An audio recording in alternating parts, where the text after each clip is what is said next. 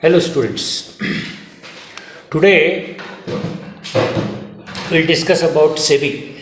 Let us know the complete meaning of SEBI. SEBI, SEBI, that is Securities Exchange Board of India. Also, we'll study the role, objectives, structure, and functions of SEBI. Now, to start with, the Securities Exchange Board of India was officially appointed as an authority for regulating the financial and the capital markets in India on 12th of April 1988.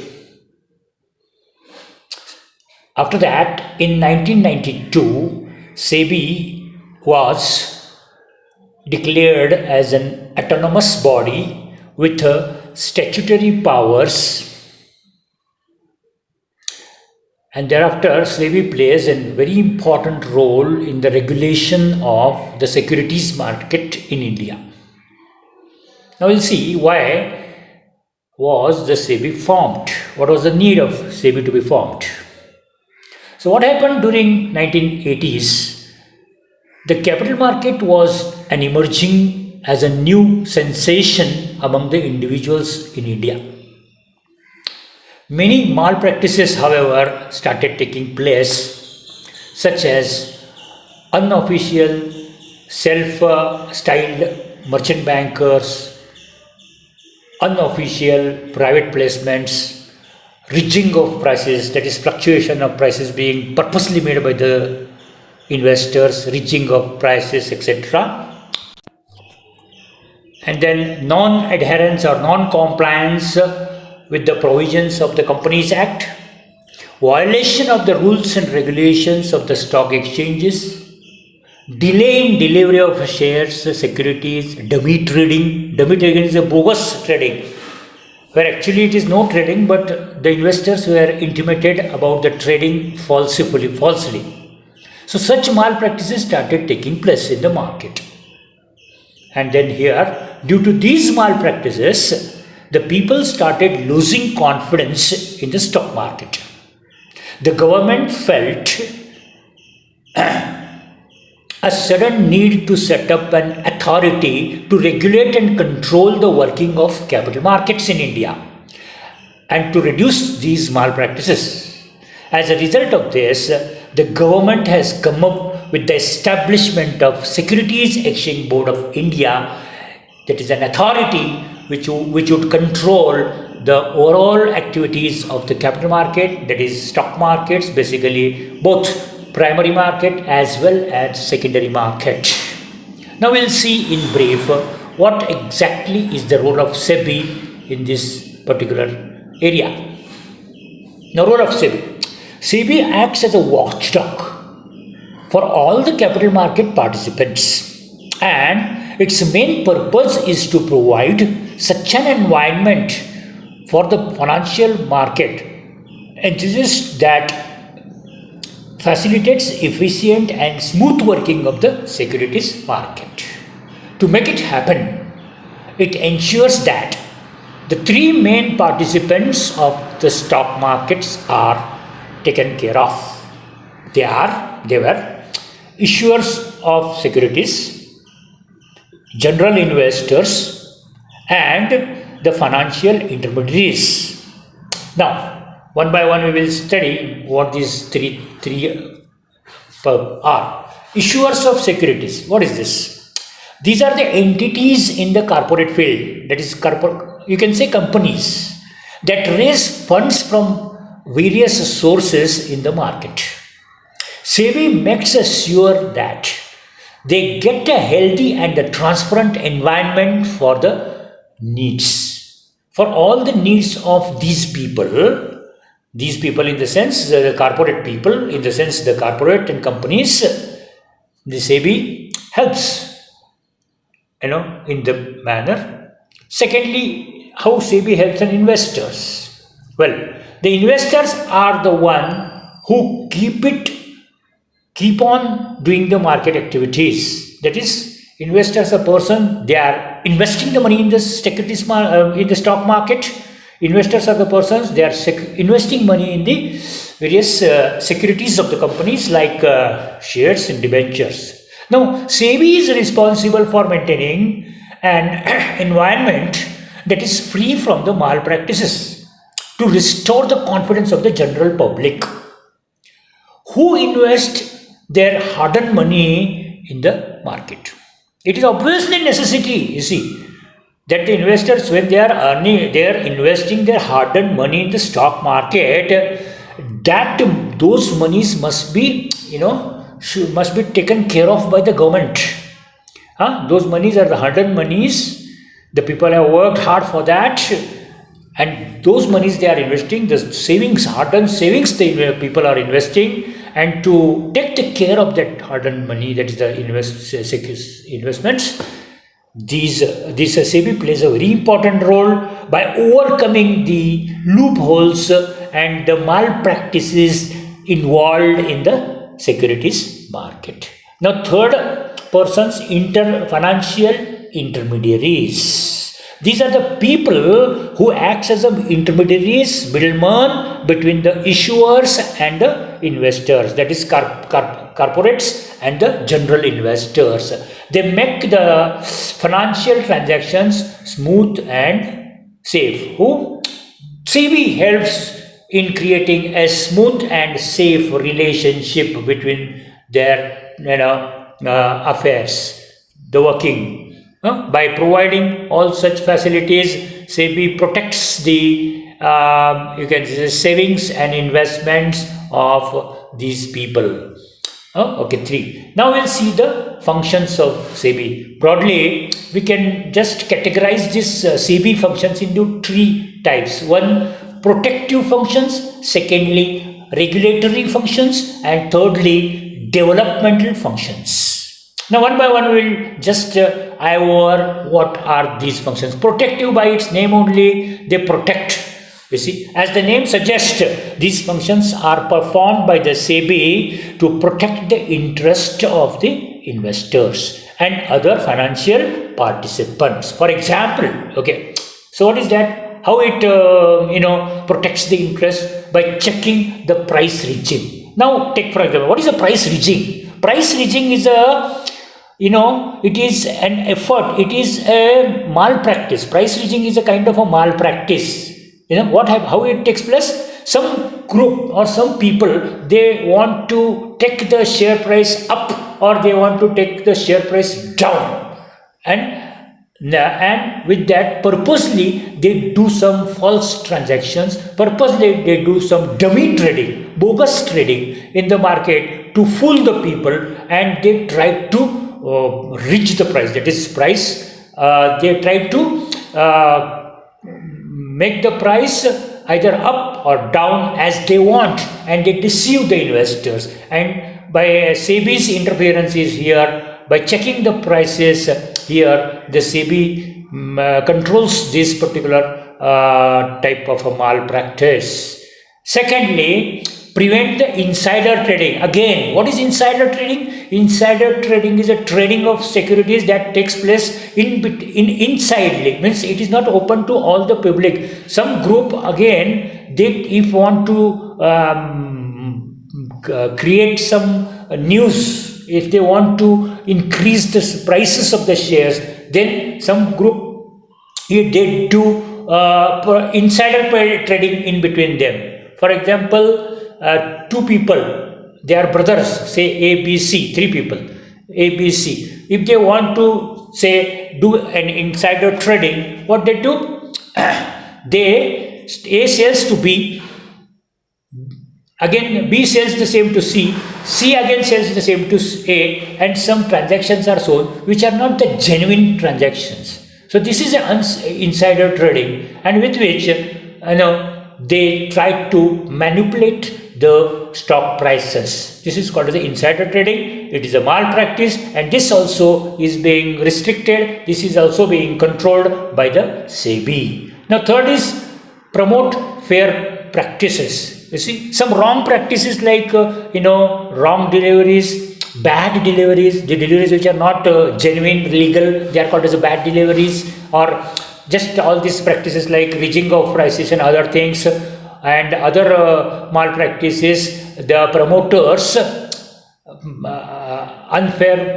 promote unfair practices in the market, due to, for the scams, you find the scams in the stock market, and that is only because of the unfair practices, So therefore, SEBI have a control by setting up the strong measures, rules and regulations to be followed by these investors, those that are active in the market. Now next is create awareness amongst the investors. Also SEBI takes various training programs they conduct. SEBI conducts various training programs at various say state level or district level. Even many representatives of SEBI, they walk to the various cities in there and give the training about the investment, give the training about the stocks, give the training about the securities, how these securities are being dealt with on the securities market. And these training programs, and they create an awareness of investment, an awareness of savings in between the investors. And this way, SEBI helps.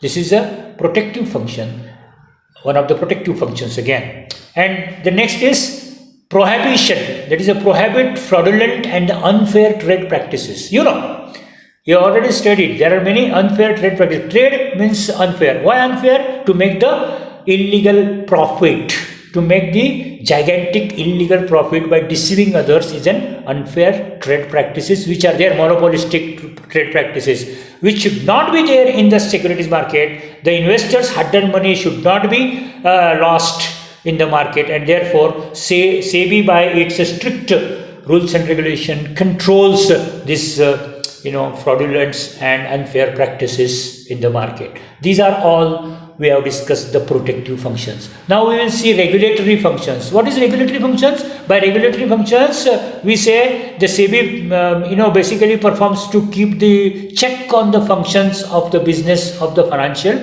market. Okay. So what is regulatory? Regulatory means rules and regulations, whether they are being followed or not, and the control is being kept by implementing these regulations. So these functions include, now see one by one, designing guidelines and code of conduct for proper functioning of financial intermediaries and corporate, that is companies. Okay. And secondly, regulation for takeover of companies. So when there is a takeover of companies, one big company, if it is taking a small company, then all these SEBI regulations have to be followed by the big company while these takeovers being done. And this saves the investment of the people who are the owners, say shareholders, debenture holders, etc. Now conducting the inquiries and audit of exchanges. See, if there is any malpractice, if there is any scam in the stock market, then the SEBI conducts the inquiries and handle it properly. And also SEBI, orders the audit of these stock exchanges. What is audit? Audit is verification of the books of accounts, records, and other details. That the things are being properly done, they are being done according to the law or not. And this type of audit is being undertaken by SEBI of various exchanges. Exchange is a market, various markets of stock market, for example. Now next is registration of brokers, sub-brokers, and merchant bankers. This is another feature of SEBI. So this SEBI have set various rules and regulations for the registration of brokers. Brokers have to register with the stock exchanges because they are called as the members of the stock exchanges. They have to register with the stock exchanges because and with that they can appoint the sub-brokers and they can do the business say nationally or internationally. Internationally means from outside. Okay. Now sub-brokers are also appointed by the brokers, main brokers of the stock exchange, and the sub-brokers also have to follow the rules and regulations which are set by the Securities Exchange Board of India. And then merchant bankers, as I was discussing in my last topic, merchant bankers, they should compulsorily get themselves registered with SEBI.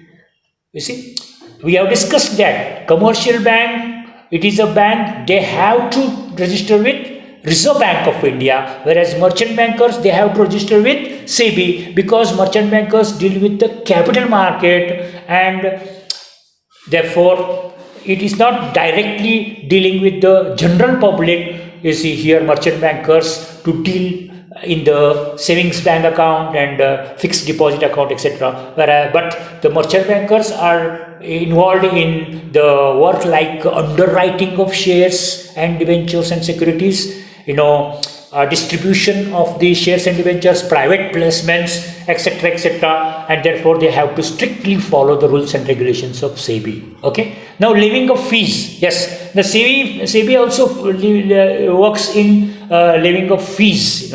These fees are being levied by the exchanges and SEBI both, and these are being collected by the sub-brokers, brokers, and even by the investors. Some kind of charge are being collected for the work that is being done for them. Okay. Now next is the performing and exercising powers.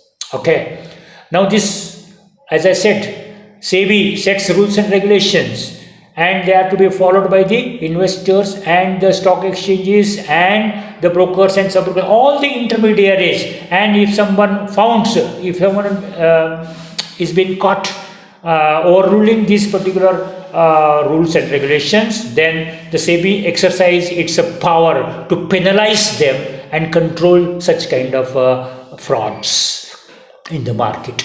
Now next is the registrar and regular credit rating agencies.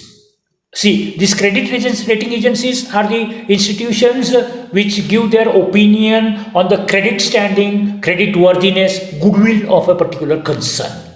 So they also have to follow the rules and regulations of SEBI, and SEBI also look after the registration and regulation and controlling of such credit rating agencies.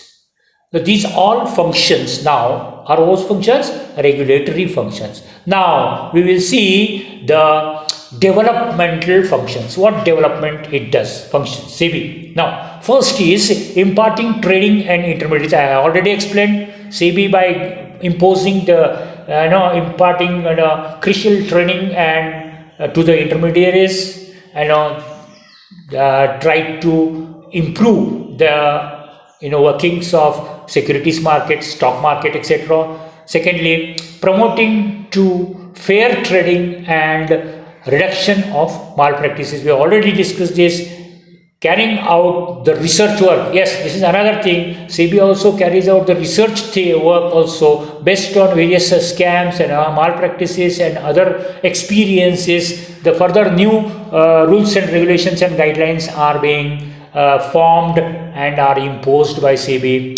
Now next is encouraging the self-regulating organizations. Okay, so self-regulating organizations also are being encouraged by SEBI, and the discipline is being imposed on them.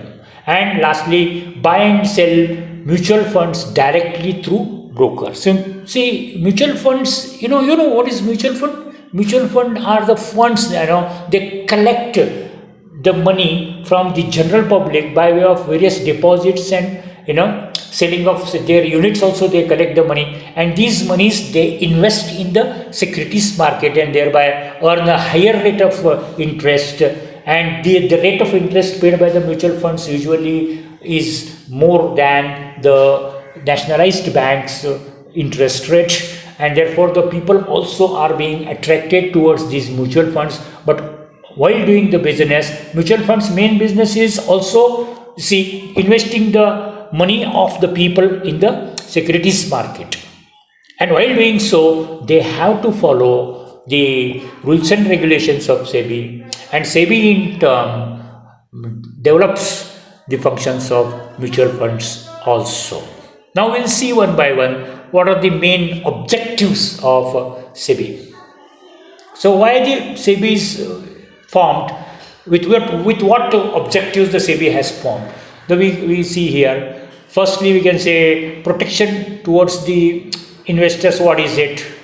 The primary objective of SEBI is to protect the interest of the people in the stock markets and provide a healthy environment for them. Okay. Secondly, prevention of malpractices. This was the reason why the SEBI was formed. Okay. Mainly why SEBI was formed? To prevent the malpractices, frauds, etc. in the securities market. Okay. Among the main objectives, preventing malpractices is the main, and also preventing the frauds and other unnecessary wrong, fraudulent transactions, etc. are to be prevented. Now, thirdly, fair and proper functioning. Okay. So SEBI is responsible for the orderly functioning of the capital markets and keep a close check over the activities of the financial intermediaries such as brokers, sub-brokers, underwriters, financial intermediaries, and so on, all the people. Okay. Now, organizational structure is what SEBI is formed of. What is that? The SEBI is consisting of, or the Securities Exchange Board of India is consisting of 9 members here. You see. So one member, first we have said, one, the chairperson, the chairman, who is appointed by the government of India. Now followed by the chairman, 2 members who are the officers of the Union Finance Ministry of India. Then thirdly, 1 member from the RBI, Reserve Bank of India. 1 member is being there, and the remaining 4 members appointed by the Union Government of India. So the SEBI is a management consisting of 9 members as stated above. Now we'll see what are the powers of SEBI. So see, with the setting of rules and regulations, SEBI has been given wide powers by the government to control and authorize the transactions. So now we'll see one by one the powers of SEBI. Firstly, when it comes to the stock exchanges, SEBI has the power to regulate and approve the laws relating to the functions in the stock exchanges.